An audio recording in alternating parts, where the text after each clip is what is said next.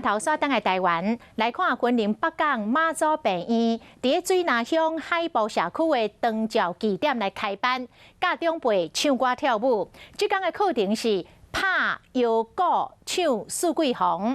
这个长辈哪拍鼓哪唱歌，是安尼欢喜叮当。 北港妈祖病院伫咧水南乡海埔社区设长期照会点，安排真侪种课程，予士大人参加。其中摇鼓课程邀请周秀燕老师带士大人拍鼓唱歌，选到这项特别的乐器，予士大人拢真欢喜。对咱这年纪较大啊，吼，有一种的教育，啊有一种的运动。摇鼓是一种真适合士大人的乐器，按伫咧身躯顶会当使用。背在我们腰部，然后很轻巧，然后2根棒子再从侧面敲。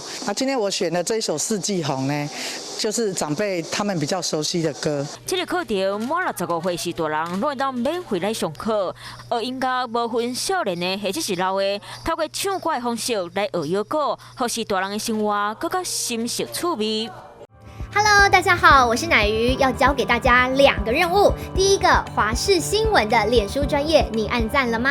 还有华视新闻的 YouTube 频道，赶紧订阅起来，还要记得按赞，开启小铃铛哦。